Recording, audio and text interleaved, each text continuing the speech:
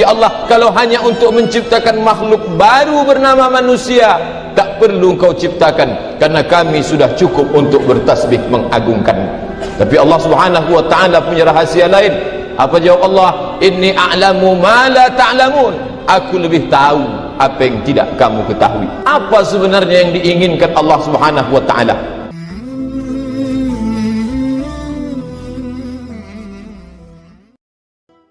Tak ada ungkapan yang paling indah keluar dari mulut seorang muslim, seorang mukmin, selain ucapan Alhamdulillah. Oleh sebab itu, salah satu rukun dari khutbah ini adalah mengucapkan hamdalah, memuji Allah Subhanahu wa ta'ala. Sampai-sampai dikatakan Nabi SAW, kullu amrin zibalin, semua amal yang baik, walam yabda bihamdillah, kalau tak diawali, kalau tidak dimulai dengan ucapan pujian kepada Allah Subhanahu wa ta'ala, fahuwa aqta', maka amal itu terputus, tidak bernilai di hadapan Allah Subhanahu wa ta'ala. Bersyukur kepada Allah dengan ucapan Alhamdulillah, bersyukur kepada Allah dengan perbuatan melaksanakan segala perintah Allah, menjauhi segala larangan Allah Subhanahu wa ta'ala. Allah berjanji dalam Al-Quran, la in syakartum, kalau kamu bersyukur kata Allah, la azidannakum, pasti akan aku tambah nikmatku itu padamu. Akan tetapi kalau kita tidak syukuri nikmat Allah yang begitu banyak, maka Allah pun juga punya janji bagi orang-orang yang tak bersyukur. Wala in kafartum, kalau kamu kufur, kalau kamu tutupi nikmat itu, kalau kamu tidak tampakkan dia ke permukaan, tidak kamu syukuri, inna azabi lasyadid, sesungguhnya azabku amat sangat pedih. Ketika Allah ingin menciptakan kita, saat itu malaikat bertanya, saat itu malaikat komplain, tak setuju. Ataj'alu fiha man yufsidu fiha wa yasfikud dima.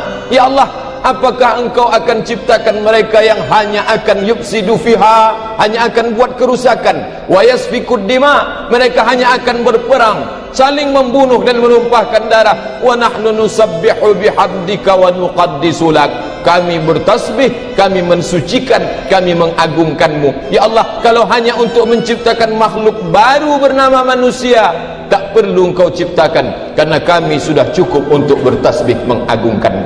Tapi Allah Subhanahu wa ta'ala punya rahasia lain. Apa jawab Allah? Inni a'lamu ma la ta'lamun. Aku lebih tahu apa yang tidak kamu ketahui. Apa sebenarnya yang diinginkan Allah Subhanahu wa ta'ala? Banyak orang-orang di sekeliling kita tak lagi ada bersama kita, masih terbayang raut wajah mereka, masih teringat kita dengan ucapan mereka, tapi jasad mereka tak ada bersama kita.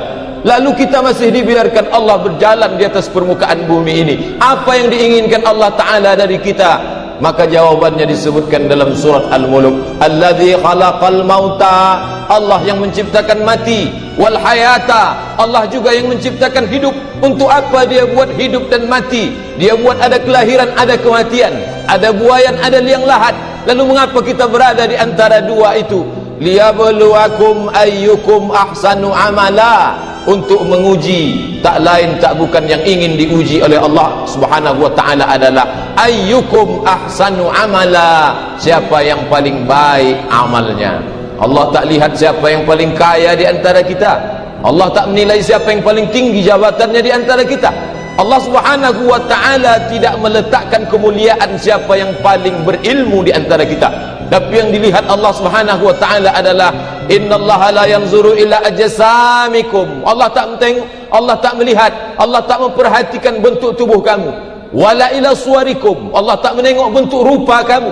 Lalu apa yang dilihat Allah dari kita? Walakin yanzuru ila qulubikum, yang ditengok, yang diperhatikan, yang dilihat oleh Allah Subhanahu wa ta'ala adalah qulubikum, hati kamu, wa a'malikum, dan amal kamu.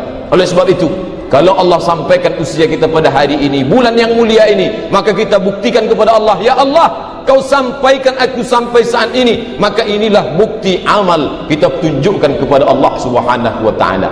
Hadirin yang dimuliakan Allah, kalau sampai masa itu tiba, tak dapat ditunda walau sesaat pun. Ada sebagian orang menyangka dia masih hidup saat ini karena dia menjaga kesehatan. Banyak orang yang sehat mati mendadak.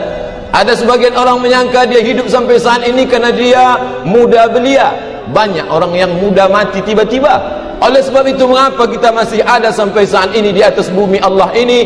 Allah uji kita, sanggup tak kita isi ini dengan amal yang baik. Maka mari kita buktikan kepada Allah Subhanahu wa taala. Kalau sampai masanya, idza jaa ajaluhum, kalau ajal mereka sampai, la yastakhiruna sa'atan, tak dapat ditunda walau sesaat, wala yastaqdimun, tak pula dapat dimajukan walaupun sesaat.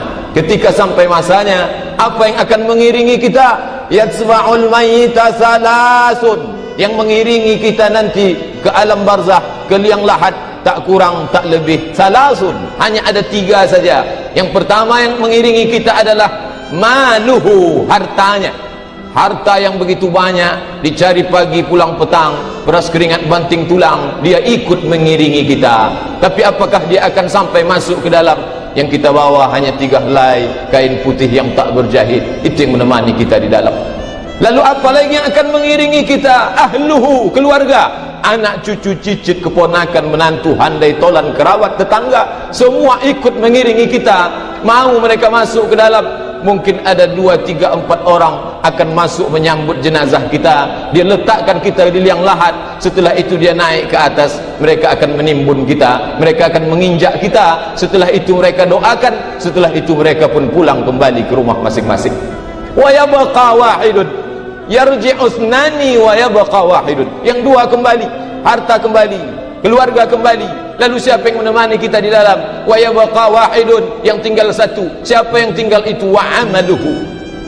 Kalau pernah tangan ini dipakai mengusap kepala anak yatim, kalau pernah tangan ini dipakai bergotong royong membangun masjid, kalau pernah tangan ini dipakai untuk menyumbang infak, sedekah, wakaf, zakat, maka itulah yang akan menolong kita di hadapan Allah Subhanahu wa taala.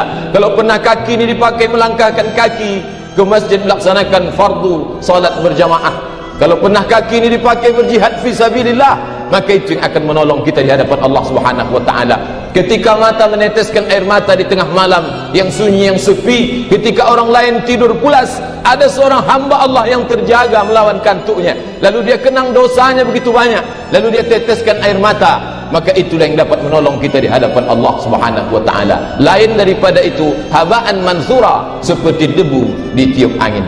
Hadirin jamaah Jumat yang dimuliakan Allah Subhanahu wa taala, hari Jumat, hari yang mulia, mari kita gunakan sejenak waqfah ma'an nafsi, sejenak bersama jiwa. Selama sepekan ini kita terlalu sibuk mengurus orang lain, sibuk mengurus urusan orang lain, sehingga kita tak sempat mengurus urusan kita sendiri.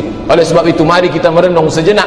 Itu yang dipesankan oleh para sahabat Nabi, para ulama. Tafakkaru sa'ah, berfikir sejenak, berfikir menggunakan akal yang diberikan Allah Subhanahu wa taala sebelum masanya tiba. Karena ketika tiba masanya, saat itu orang tak lagi dapat berfikir. Ketika azab sudah di pelupuk mata, ketika jeritan tangis karena kesakitan azab didengar telinga, saat itu orang-orang yang berada di dalam neraka berkata kepada Allah Subhanahu wa taala, Rabbana, ya Tuhan kami, abasarna, mata kami sudah menengok itu azab yang menyakitkan, wa sami'na, kami pun sudah mendengar azab itu, farji'na, balikkan lagi kami ke alam dunia, na'mal salihan, kami ingin beramal saleh, inna muqinun, kami yakin seyakin-yakinnya. Tapi betapa malangnya, saat itu tak ada lagi gunanya penyesalan, karena saat itu bukan waktu untuk menyesal, saat itu adalah waktu untuk mempertanggungjawabkan segala amal perbuatan kita di hadapan Allah Subhanahu wa taala.